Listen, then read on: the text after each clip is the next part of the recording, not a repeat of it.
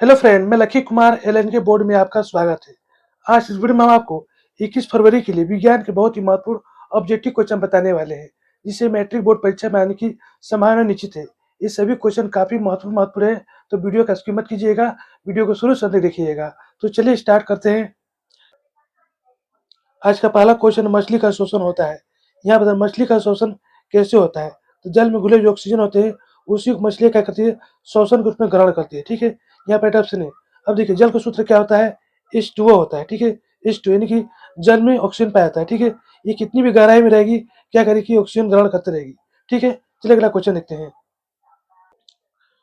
Question number 2, उदासीनीकरण की क्रिया में क्या बनता है? ये भी काफी महत्वपूर्ण क्वेश्चन है। यहाँ बताना उदासीनीकरण की क्रिया में क्या बनता है। जब अम्ल और क्षार जब आपस में अभिक्रिया करते हैं तो क्या बनता है, लवण बनता है। ठीक है, लवण क्या होता है, उदासीन होता है, यानी कि जल क्या है, उदासीन है। जल लवण दोनों क्या है, उदासीन है। ठीक है, यहाँ पे ऑप्शन डी। चलिए अगला क्वेश्चन देखते हैं। क्वेश्चन नंबर 3, तरंग दैर्ध्य को किससे मापा जाता है? यहाँ बताना तरंग दैर्ध्य को किससे मापा जाता है, यानी कि तरंग दैर्ध्य को मापने वाला यंत्र कौन होता है, तो एक स्ट्राम होता है। ठीक है, यहाँ राइट ऑप्शन बी। अब देखिए, किस रंग का तरंग दैर्ध्य ज्यादा होता है, तो लाल रंग का जो तरंग दैर्ध्य है वो ज्यादा होता है। और किसका कम होता है, तो बैगनी रंग का तरंग दैर्ध्य कम होता है। अब देखिए, प्रिज्म हो गया। ठीक है, प्रिज्म जब सूर्य की किरण जब गुजरेगी तो 7 हिस्सों में बढ़ जाएगी। सबसे ऊपर कौन रहेगा, तो लाल रंग रहेगा। सबसे नीचे कौन है, तो बैगनी होगा। ठीक है, तो जो लाल रंग का रहता है उसका तरंग दैर्ध्य ज्यादा होने के कारण वो कम विचलित होता है। ठीक है, जबकि बैगनी रंग जो होता है वो ज्यादा विचलित हो जाता है। इसे याद रखिएगा। चलिए अगला क्वेश्चन देखते हैं। क्वेश्चन नंबर 4, अपमार्जक से बनाए जाते हैं। ये भी काफी महत्वपूर्ण क्वेश्चन है। यहाँ बताना अपमार्जक से क्या बनाए जाते हैं, तो अपमार्जक से क्या बनता है, सर्फ एक्सल, शैम्पू, घड़ी सर्फ, किसी प्रकार का साबुन जो है अपमार्जक से बनते हैं। ठीक है, यहाँ पर राइट ऑप्शन डी। चलिए अगला क्वेश्चन देखते हैं। क्वेश्चन नंबर 5, बिलासक शीशा निम्न से कौन है? यहाँ बता रहे बिलासक शीशा निम्न से कौन होता है? इसका उपयोग जो है स्कूल के बच्चे करते हैं। वो इस प्रकार का होता है। ठीक है, इस प्रकार का होता है। इसे छोटे छोटे लिखे हुए शब्दों को आसानी से हम देख सकते हैं। इसे हम कागज भी जला सकते हैं। ठीक है, मान लीजिए यहाँ पर कोई कागज रखेंगे, इसमें जब सूर्य का प्रकाश जो आएगा वो क्या होगा, सभी एक जगह इकट्ठा होकर यहाँ पर आएगा। इससे क्या होगा, ये कागज जल जाता है। ठीक है, ये जो लेंस होता है किसका होता है, जो उत्तल लेंस का होता है। ठीक है, यहाँ पर ऑप्शन बी। इसे याद रखिएगा। चलिए अगला क्वेश्चन देखते हैं। क्वेश्चन 6, श्वसन के दौरान कौन सी गैस निकलती है? ये भी काफी महत्वपूर्ण क्वेश्चन है, मैट्रिक परीक्षा में 12 पूछा जाता है। यहाँ बता श्वसन के दौरान कौन सी गैस निकलती है, यानी कि जब हम सांस छोड़ते हैं तो कौन सी गैस को छोड़ते हैं, तो CO2 को छोड़ते हैं, यानी कि कार्बन डाइऑक्साइड को हम छोड़ते हैं। ठीक है, यहाँ पर ऑप्शन है। और किसको ग्रहण करते हैं, तो ऑक्सीजन को हम ग्रहण करते हैं। इसी भी याद रखिएगा। चलिए अगला क्वेश्चन देखते हैं। क्वेश्चन नंबर 7, सिल्वर क्लोराइड को प्रकाश में रखने पर क्या प्राप्त होता है? ये भी काफी महत्वपूर्ण क्वेश्चन है, मैट्रिक परीक्षा में 12 पूछा जाता है। यहाँ बता रहा सिल्वर क्लोराइड को प्रकाश में रखने पर क्या प्राप्त होता है। अब देखिए, सिल्वर क्लोराइड का सूत्र क्या होता है, AgCl2 होता है। ठीक है, Cl2, इसको जब हम सूर्य का प्रकाश में रखें तो क्या होता है, ये जो Cl2 है यानी कि क्लोरीन गैस है उड़ जाता है। ठीक है, बचता क्या है, Ag यानी कि चांदी बचता है। तो यहाँ पर राइट आंसर ऑप्शन बी। इसे याद रखिएगा। और एक क्वेश्चन ये पूछा जा सकता है कि यहाँ पर सिल्वर क्लोराइड को यदि प्रकाश में रखने पर तो कौन सा रंग प्राप्त होगा, तो कौन सा रंग प्राप्त होगा, तो श्वेत रंग प्राप्त होगा। इसे भी याद रखिएगा। चलिए अगला क्वेश्चन देखते हैं। क्वेश्चन नंबर 8, किसी भी रासायनिक विलयन का पीएच मान कितना होता है? ये भी काफी महत्वपूर्ण क्वेश्चन है। यहाँ बताना किसी भी रासायनिक विलयन का पीएच मान कितना होता है। अब देखिए, ये क्या हो गया, पीएच स्केल हो गया। पीएच 0 से लेकर 14 तक रहता है। ठीक है, बीच में जो 7 रहता है क्या होता है, ये उदासीन होता है, यानी कि 7 उदासीन होता है। और 7 से कम जो होगा क्या होगा, अम्ल हो जाएगा। जो 7 से ज्यादा होगा क्या होगा, क्षार हो जाएगा, यानी कि 7 जो उदासीन होगा। ठीक है, यहाँ पर ऑप्शन बी। उदासीन कौन होता है, तो जल जो होता है उदासीन होता है। इसी भी याद रखिएगा। चलिए अगला क्वेश्चन देखते हैं। क्वेश्चन 9, रक्त में आयरन कमी से कौन सा रोग होता है? ये भी काफी महत्वपूर्ण क्वेश्चन है। यहाँ पर रक्त में आयरन कमी से कौन सा रोग होता है, यानी कि रक्त में लोहा कमी से कौन सा रोग होता है, तो एनीमिया रोग होता है। यहाँ पर ऑप्शन सी। इसी भी याद रखिएगा। चलिए अगला क्वेश्चन देखते हैं। क्वेश्चन 10, खाने का सोडा का रासायनिक नाम क्या है? ये भी काफी महत्वपूर्ण क्वेश्चन है। यहाँ बता खाने का सोडा का रासायनिक नाम क्या है, तो खाने का सोडा का रासायनिक नाम सोडियम बाइकार्बोनेट होता है। ठीक है, यहाँ पर ऑप्शन बी। जबकि धोने वाले सोडा का क्या नाम होता है, तो सोडियम कार्बोनेट।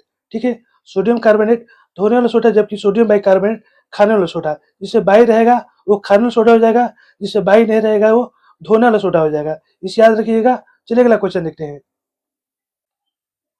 क्वेश्चन 11, वायुमंडल में कितना प्रतिशत नाइट्रोजन गैस पाया जाता है? ये भी काफी महत्वपूर्ण क्वेश्चन है। यहाँ बता रहे वायुमंडल में कितना प्रतिशत नाइट्रोजन गैस पाया जाता है, तो 78% जो होता है नाइट्रोजन गैस पाया जाता है। यहाँ पे ऑप्शन है। और ऑक्सीजन गैस कितना पाया जाता है, तो ऑक्सीजन जो होता है वो 21% पाया जाता है, ठीक है। और CO2 कितना पाया जाता है, तो CO2 जो होता है वो 0.03% पाया जाता है, इसी भी याद रखिएगा। चलिए अगला क्वेश्चन देखते हैं। क्वेश्चन 12, जिस अभिक्रिया में ऊर्जा का अवशोषण होता है उसे कौन सी अभिक्रिया कहते हैं। यहाँ बताना आपको, जिस अभिक्रिया में ऊर्जा का अवशोषण यानी कि ऊर्जा ग्रहण किया जाता है तो उसे हम कौन सी अभिक्रिया कहेंगे, उसे हम उसमें शोषी अभिक्रिया कहेंगे। यहाँ पे ऑप्शन डी। और जिस अभिक्रिया में ऊर्जा उसमें से निकलता हो उसे हम कौन सी अभिक्रिया कहते हैं, उसमें क्षेपीय अभिक्रिया कहते हैं, ठीक है। जब कली चूना में जब हम जल डालते थे क्या होता है, उसमें वाष्प के साथ उष्मा भी निकलने लगती है, उसे हम कौन सी अभिक्रिया कहेंगे, उसमें उष्मा से क्षेपीय अभिक्रिया कहेंगे, क्योंकि उसमें से उष्मा निकल रही है। और जबकि उसमें शोषी अभिक्रिया में क्या होता है कि उसमें उष्मा को ग्रहण किया जाता है, ठीक है। यहाँ पे ऑप्शन डी, इसे याद रखिएगा। चलिए अगला क्वेश्चन देखते हैं। क्वेश्चन 13, पुष्प के मादा भाव क्या कहते हैं। भी काफी महत्वपूर्ण क्वेश्चन है। यहाँ बता पुष्प के मादा भाव को क्या कहते हैं। ये जो है पुष्प का ये मादा भाग है, इसे हम क्या कहते हैं, इसे हम ज्यांग कहते हैं, ठीक है। यहाँ पे ऑप्शन है। अब पुष्प का नर भाग क्या होता है, तो पुंकेसर होता है, ठीक है। पुंकेसर किसे कहते हैं, ये जो भाग इसे हम पुंकेसर कहते हैं, इसे याद रखिएगा। चलिए अगला क्वेश्चन देखते हैं। क्वेश्चन 14, मनुष्य में कितने प्रकार के दांत पाए जाते हैं। ये भी काफी महत्वपूर्ण क्वेश्चन है।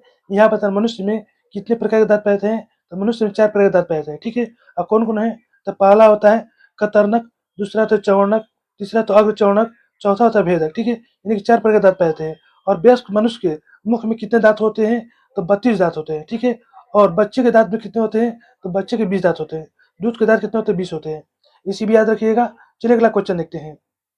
क्वेश्चन 15, हीरा का पतनांक कितना होता है। यहाँ बता रहे हीरा का पतनांक कितना होता है, तो हीरा का पतनांक जो होता है 2.42 होता है, ठीक है। यहाँ पर ऑप्शन डी। अब पानी का पतनांक कितना होता है, तो पानी का पतनांक 1.33 होता है, इसे याद रखिएगा। और हीरा किसका प्रूफ है, तो हीरा कार्बन का प्रूफ होता है, इसी भी याद रखिएगा। और दुनिया का सबसे कठोर पदार्थ कौन होता है, तो हीरा होता है, साथ में इसे भी याद रखिएगा। चलिए अगला क्वेश्चन देखते हैं।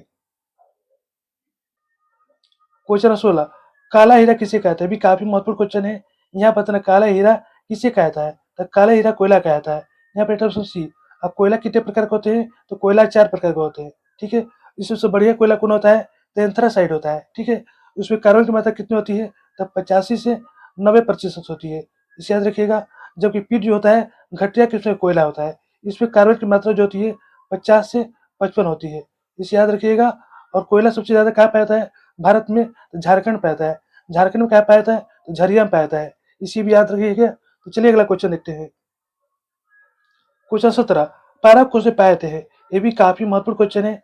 यहाँ पर पारक कोश में क्या पाए जाते हैं, पारक कोश कैसा होता है, इस प्रकार का होता है, ठीक है।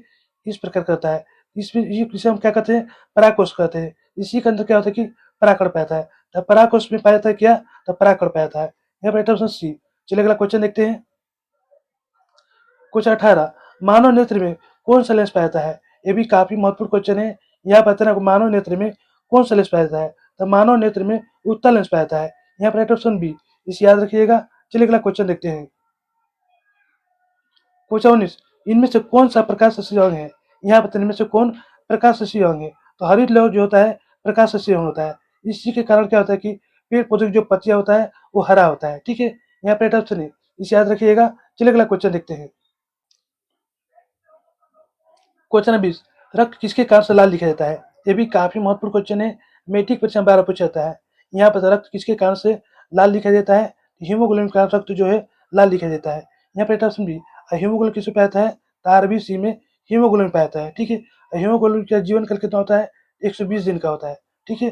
और रक्त कितने प्रकार के होते हैं, तो रक्त 4 प्रकार के होते हैं। एक होता है आरबीसी, दूसरा होता है डब्ल्यूबीसी, ठीक है। इसका जीवन काल कितना होता है, इसका जीवन काल जो होता है वो 12 से 20 दिन तक होता है, ठीक है। तीसरा होता है प्लाज्मा, चौथा होता है प्लेटलेटस, इसे याद रखिएगा। ये 4 प्रकार के रक्त होते हैं। चलिए अगला क्वेश्चन देखते हैं। और रक्त का पीएच मान कितना होता है, तो रक्त का पीएच मान 7.4 होता है। तो रक्त क्या होता है, क्षारीय होता है, इसी भी याद रखिएगा। चलिए अगला क्वेश्चन देखते हैं। क्वेश्चन 21, जूल प्रति कूलम को क्या कहते हैं। ये भी काफी महत्वपूर्ण क्वेश्चन है। यहाँ बताना जूल प्रति कूलम को क्या कहते हैं, जूल प्रति कूलम को हम वोल्ट कहते हैं। यहाँ पर ऑप्शन है, इसे याद रखिएगा। चलिए अगला क्वेश्चन देखते हैं। क्वेश्चन 22, एक एचपी कितने के बराबर होता है। यहाँ बताना एक एचपी कितने के बराबर होता है, यानी कि एक हॉर्स पावर कितने के बराबर होता है, तो 746 वाट के बराबर होता है। यहाँ पर ऑप्शन है, अब देखिए इसका मात्रक क्या होता है, इसका मात्रक विद्युत शक्ति होता है, इसी भी याद रखिएगा। चलिए अगला क्वेश्चन देखते हैं। क्वेश्चन नंबर 23, 1 ग्राम सोने से लगभग कितना लंबा तार खींचा जा सकता है? ये भी काफ़ी महत्वपूर्ण क्वेश्चन है। यहाँ बताइए 1 ग्राम सोने से लगभग कितना लंबा तार खींचा जा सकता है? तो 2 किलोमीटर लंबा तार खींचा जा सकता है, ठीक है? यहाँ पे ऑप्शन बी, क्योंकि सोना क्या होता है? तन्य होता है। इसे जितना भी लंबा करो, ये लंबा होते जाता है। और सोना क्या होता है? आघातवर्धन भी होता है। इसे हम पीट-पीट कर कागज़ से पतला कर सकते हैं। यानी कि सोना जो होता है तन्य और आघातवर्धन दोनों होता है। और सोना, शुद्ध सोना कितने कैरेट का होता है? शुद्ध सोना जो होता है 24 कैरेट का होता है। इसे भी याद रखिएगा। चलिए अगला क्वेश्चन देखते हैं। क्वेश्चन 24, तेज प्रकाश में पुतली का आकार कैसा होता है? ये भी काफी महत्वपूर्ण क्वेश्चन है। यहाँ बताए तेज प्रकाश में पुतली का आकार कैसा होता है? अब देखिए, जब हम अंधकार से जब उजाले में आते हैं तो क्या होता है, हमें देखने में थोड़ा दिक्कत होती है कुछ देर के लिए। उस समय क्या होता है कि हमारी जो पुतली होती है वो सिकुड़ रही होती है, यानी कि छोटा हो रही होती है। उससे छोटा होने में जितना टाइम लगता है उतना देर हमें स्पष्ट दिखाई नहीं देगा। जब पूरा सिकुड़ जाएगी तो हमें स्पष्ट रूप से दिखाई देने लगेगा, यानी कि पुतली क्या होती है? छोटा होती है। यहाँ पर ऑप्शन है। अब देखिए, जब उजाले से जब अंधकार में आते हैं तभी हमें क्या होता है कि दिखाई नहीं देता, क्योंकि क्या होता है जो पुतली जो है वो बड़ी होती जाएगी। बड़ी होने में जितना टाइम लगता है उससे देर हमें दिखाई नहीं देगा, ठीक है? यानी कि जब हम प्रकाश में आएँगे तो क्या होगा, पुतली छोटी होगी, अंधकार में जाएँगे तो पुतली जो है बड़ी होगी। यहाँ पर राइट ऑप्शन है, इसे याद रखिएगा। चलिए अगला क्वेश्चन देखते हैं। क्वेश्चन 25, लंबाई बढ़ने से चालक के तार पर प्रतिरोध का क्या असर पड़ता है? यहाँ बताना है कि लंबाई बढ़ने से चालक तार का प्रतिरोध पर क्या असर पड़ता है? तो बढ़ता है, ठीक है? यहाँ पर राइट ऑप्शन है। चलिए अगला क्वेश्चन देखते हैं। क्वेश्चन 26, पीच स्केल पर 14 क्या प्रदर्शित करता है? यहाँ बताना पीच स्केल पर 14 क्या प्रदर्शित करता है? अब देखिए, ये क्या होगा, पीच स्केल हो गया, ये 0 से 14 तक रहता है, ठीक है? और 7 बीच में रहता है। 7 क्या होता है? उदासीन होता है, ना तो ये अम्लीय होता है, ना तो क्षारीय होता है। और 7 से 0 के बीच क्या होता है? अम्ल होगा। और 7 से 14 के बीच क्या होगा? क्षार होगा। अब देखिए, हम जैसे-जैसे आगे बढ़ेंगे, क्षारीय गुण बढ़ता जाएगा, यानी कि पीच स्केल पर 14 क्या प्रदर्शित करता है? तो क्षारीय प्रदर्शित करेगा, अधिक क्षारीय प्रदर्शित करेगा, ठीक है? यहाँ पे राइट ऑप्शन सी, ये क्या होगा? अधिक क्षारीय होगा, ठीक है? चलिए अगला क्वेश्चन देखते हैं। क्वेश्चन 27, लेंस में फोकस संख्या कितनी होती है? यहाँ पता लेंस में फोकस संख्या कितनी होती है? तो लेंस में फोकस संख्या 2 होती है, ठीक है? यहाँ पर राइट ऑप्शन है। चलिए अगला क्वेश्चन देखते हैं। क्वेश्चन 28, तारे टिमटिमाते हुए क्यों नजर आते हैं? ये भी काफी महत्वपूर्ण क्वेश्चन है। मैट्रिक परीक्षा में 12 पूछा जाता है। यहाँ पता तारे टिमटिमाते हुए क्यों नजर आते हैं? अब देखिए, तारे जो होते हैं पृथ्वी से काफी दूर होते हैं। उनका प्रकाश जब पृथ्वी पे आता है तब प्रकाश का अपवर्तन होते रहता है, जिसके कारण तारे जो होते हैं टिमटिमाते हुए नजर आते हैं, यानी कि प्रकाश का अपवर्तन के कारण होता है, ठीक है? यहाँ पे ऑप्शन बी। चलिए अगला क्वेश्चन देखते हैं। क्वेश्चन 29, सिरका में कौन सा अम्ल पाया जाता है? ये भी काफी महत्वपूर्ण क्वेश्चन है। यहाँ बताना सिरका में कौन सा अम्ल पाया जाता है? तो सिरका में एसिटिक अम्ल पाया जाता है। यहाँ पे ऑप्शन बी। अब देखिए, इसका आईपीसी नाम क्या होगा? इसका आईपीसी नाम होता है एथेनोइक अम्ल। इसे याद रखिएगा। अब फार्मिक अम्ल किसे पाया जाता है? तो चींटी के डंक में फार्मिक अम्ल पाया जाता है। लैक्टिक अम्ल किसे पाया जाता है? तो दही में लैक्टिक अम्ल पाया जाता है। और टार्टरिक अम्ल किसे पाया जाता है? तो अंगूर में टार्टरिक अम्ल पाया जाता है। अंगूर एवं में टार्टरिक अम्ल पाया जाता है, ठीक है? यहाँ पर ऑप्शन बी। चलिए अगला क्वेश्चन देखते हैं। क्वेश्चन 30, चिप्स के पैकेट में कौन सा गैस भरा रहता है? ये भी काफी महत्वपूर्ण क्वेश्चन है। यहाँ पर चिप्स के पैकेट में कौन सी गैस डाल देती है? अब देखिए क्या हो गया, चिप्स का पैकेट हो गया, इसमें देखिएगा पूरा हवा भरा रहता है, और जो अति रहता है खाद्य पदार्थ वो थोड़ा सा रहता है, यानी कि पूरा हवा भरा रहता है। इसमें जो हवा रहता है क्या रहता है? वो नाइट्रोजन गैस रहता है। ये क्या करता है? खाद्य पदार्थों को बहुत दिनों तक सुरक्षित रखता है, ठीक है? उसे मुलायम नहीं होने देता है। तो इसमें कौन सा गैस भरा रहता है? तो नाइट्रोजन गैस भरा रहता है। यहाँ पे ऑप्शन बी।